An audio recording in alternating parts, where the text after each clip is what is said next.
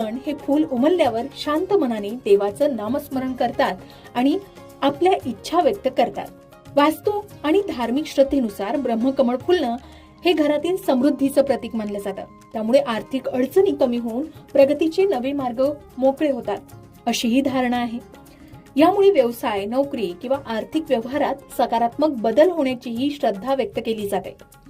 अनेकांच्या मते ब्रह्मकमळातून निर्माण होणारी सात्विक ऊर्जा ही घरातील नकारात्मक वातावरण कमी करण्यास मदत करते।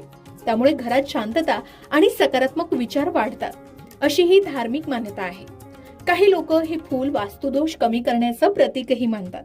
ब्रह्मकमळ फुललं की संपूर्ण कुटुंब एकत्र येऊन त्याचं दर्शन घेतात आणि पूजाही करतात। त्यामुळे कुटुंबातील प्रेम, विश्वास आणि एकोप्यात वाढ होते, अशी श्रद्धा आहे। अनेक जण या क्षणाला शुभ मानतात। हे फूल वर्षातून एकदाच किंवा फार क्वचित उमलतं, शिवाय ते रात्री उमलून पहाटेपर्यंत कोमेजू शकतं। त्यामुळे त्याचं दर्शन मिळणं हे स्वतःमध्येच भाग्याचं लक्षण मानलं जातं। ब्रह्मकमळाची सर्वात मोठी खासियत म्हणजे ते बहुतेक रात्री उशिरा उमलतं आणि काही तासांतच कोमेजतं। म्हणूनच लोक त्याला निसर्गाचा चमत्कार म्हणतात। या दुर्मिळ क्षणाचा अनुभव घेण्यासाठी अनेक जण रात्री जागून त्याची वाट पाहतात। अनेक घरांमध्ये ब्रह्मकमळ उमलल्यावर भगवान श्री हरी विष्णू, भगवान शिव, माता लक्ष्मी किंवा आपल्या कुलदेवतांचीही पूजा करतात। दिवा लावून मंत्रजाप करतात, आरती करतात आणि प्रार्थना करण्याची परंपराही अनेक ठिकाणी आढळते। हे ब्रह्मकमळ फक्त सुंदर फुलच नाही, तर अनेकांसाठी ते आध्यात्मिक जागृती, पवित्रता आणि ईश्वराशी जोडणारं प्रतीक मानलं जातं।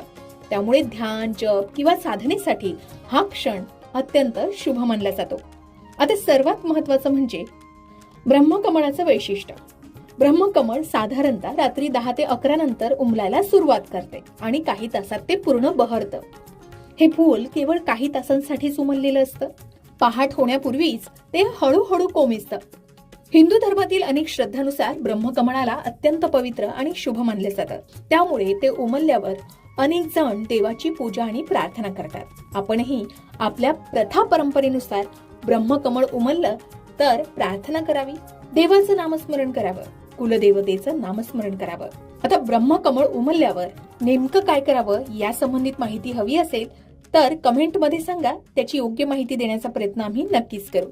आता पांढऱ्या शुभ्र रंगाचं ब्रह्मकमळ हे सौम्य आणि मनाला आनंद देणारा सुगंध घरभर पसरवतो, असंही म्हणतात। ब्रह्मकमळ फुलण्याचा क्षण हा निसर्गाचा एक सुंदर अनुभव आहे। तुमच्या घरातही ब्रह्मकमळाचं रोप असेल आणि त्याला फूल आलं तर तो क्षण नक्कीच अनुभवण्यासारखा असतो। ब्रह्मकमळ फुल